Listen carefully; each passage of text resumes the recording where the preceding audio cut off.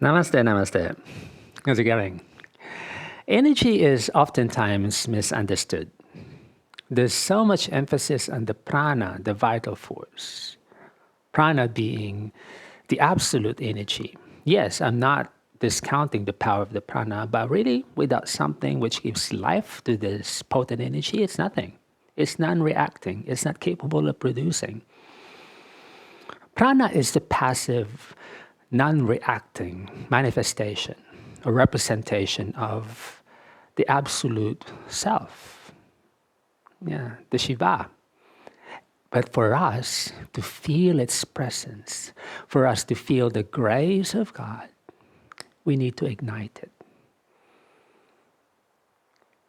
And the Apana is something that we commonly least talk about. In Hatha Yoga, Apana is even more important. We need to develop and reinforce and refine the Apana for it to become an absolute energy capable of giving life to the prana. Therefore, in Hatha Yoga, yes, prana will just naturally descend upon you. Really, you don't have to do anything. Prana has this tendency to descend downwards. Right? So before us thinking of like inspiring and in cultivating the prana, we need first to harness the potential of our own energy, which dwells down the hips, the apana.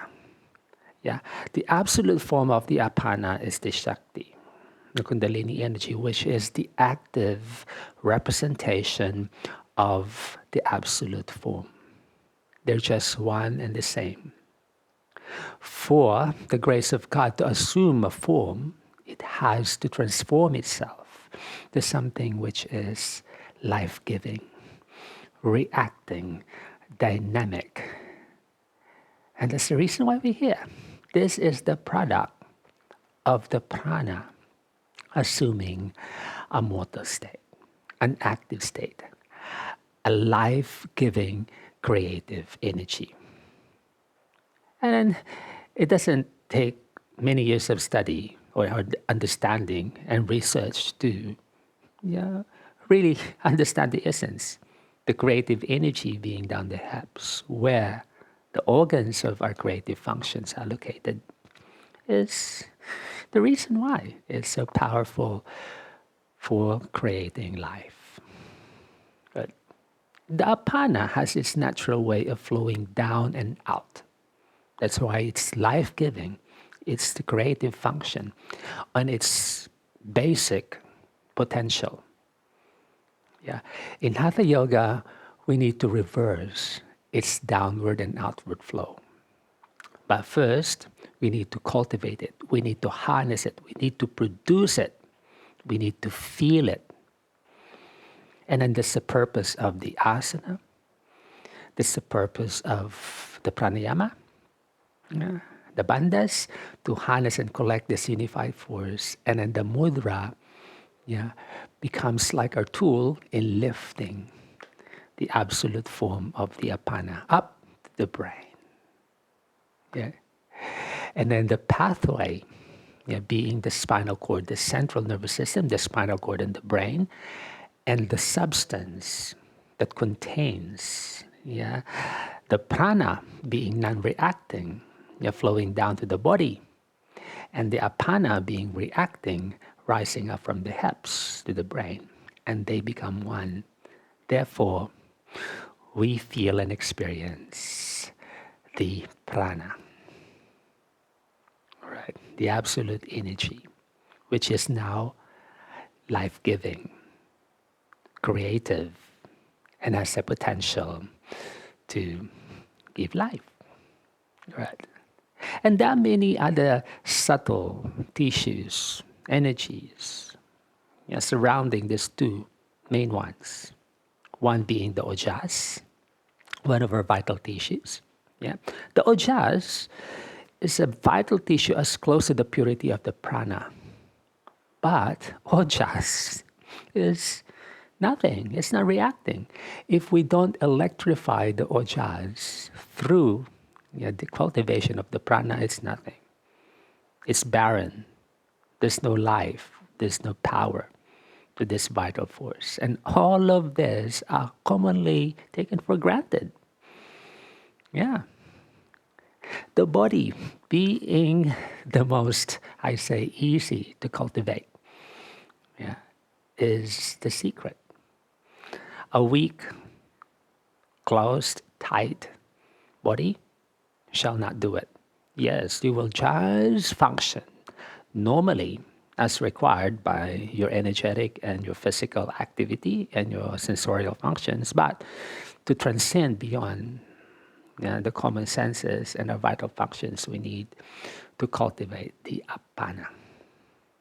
Yes, the apana is the ignite, the ignition, is the fire, yeah, that brings about life and the many other energetic subtle forces surrounding our existence. And then Hatha Yoga is the key. It gives a systematic way of first developing a life outside the mat, cultivating a life on the mat through the techniques, all the way to what? Yeah, accessing the inner compartments inside which, in a normal situation or a circumstance, they're not open, yeah, then we can increase our energetic flow.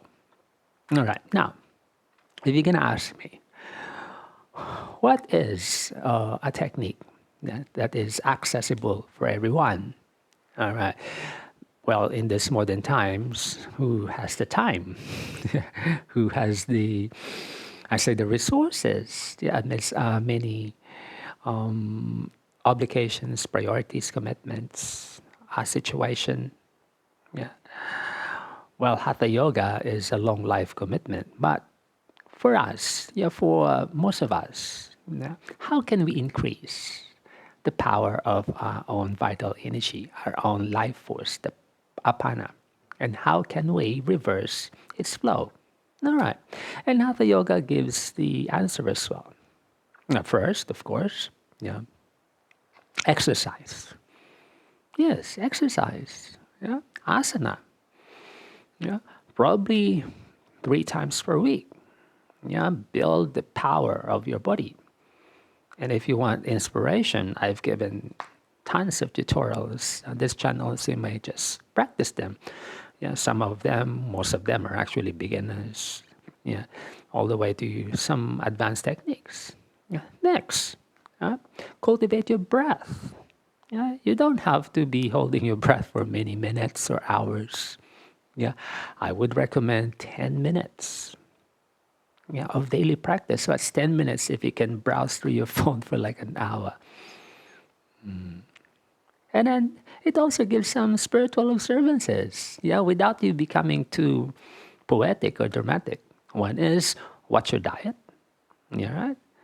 I don't recommend a particular diet, but of course, moderation. Yeah, not too much of food which are heavy to digest. They're focused on, yeah, the vegetable side, or yeah, if you're not a vegetarian, you can, yeah, consume, yeah, a portion of the poultry, fish. Yeah, I'm not a vegetarian. Yeah, but I'm also not too conscious about my diet. I just enjoy my food because my physical, requirements are really quite intense. I need to nourish. Yeah, I teach, I practice, I do other things aside from yoga that requires energy. And personally, dieting is not my. Dieting is not me. Yeah, my emotional state or my even my mood changes if I restrict my diet. Yeah, but I'm lucky to have the the personal situation that suits my nature. I'm an earth person. Okay, and then next, moderation. Yeah, speaking of moderation, moderation of our sensorial what urges.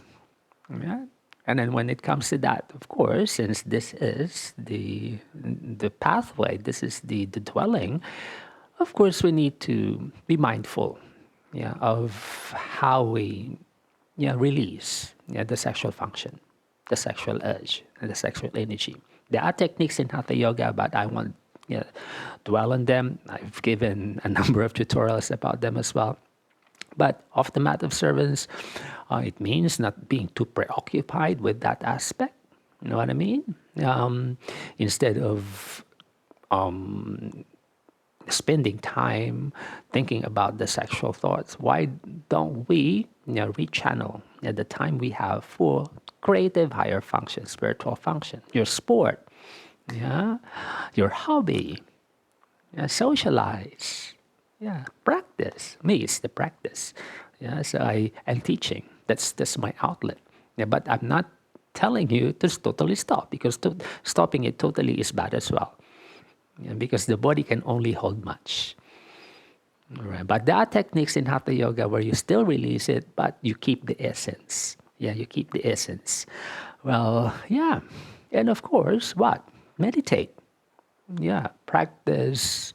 Not, you don't have to do intense meditation, for example. Yeah, meditation means just what? Yeah, sit for 5 minutes, just feeling your breath. Yeah, if you have the time to lie down to shavasana after you practice, do that. Yeah, in stillness. Yeah, because when we hold the body still, we slow down, yeah, the vital system. And when the vital system slows down, therefore the energy can nourish us. Yeah, the energy can resurface. Yeah, so we can allow, the energy to heal and rejuvenate our bodies and our mind. And last, yeah, sleep and rest. Sleep is important. Right? What's the purpose of exhausting yourself in the practice? Yeah, pranayama, meditation, yeah, techniques, yeah, asana. If you lack sleep, then it's also detrimental or even dangerous, because during sleep is where the subconscious opens, and the subconscious holds some energetic trauma blockages, spiritual blockages. And then when we are experiencing deep restorative sleep, the brain opens up, it decompresses, and the healing force flows down, the prana flows down. And then the body being open, the apana also will work its way up. Yeah, that's just the process. Yeah, really. Even if you are not, well, I'd say, dedicated hatha yoga practitioner, right? That you need to do the regimen of a hatha yogi. It's still possible. It's still possible, given those, I say five, yeah, 5 pointers. Yeah, I've just stated. First, yeah, exercise, make your body strong. Okay. Next, cultivate your breathing, yeah, through basic pranayama. Third, practice moderation. And when moderation, it, it includes your diet, it includes your sensorial control or moderation, and of course, yeah, don't don't consume alcohol. Yeah, don't smoke. And those are even worse than the diet. Yeah, if you smoke, if you consume alcohol, those are really detrimental and dangerous for your health. Next, yeah, relax, meditate, hold the body still, feel the breath, and then last, make sure you sleep enough every night. I say between 7 and 9 hours. The secret, yeah, to a meaningful, healthy, vital force, yeah, flowing through the whole of our being. Beautiful. Good. Thank you for listening. I'll see you in the next video. Namaste.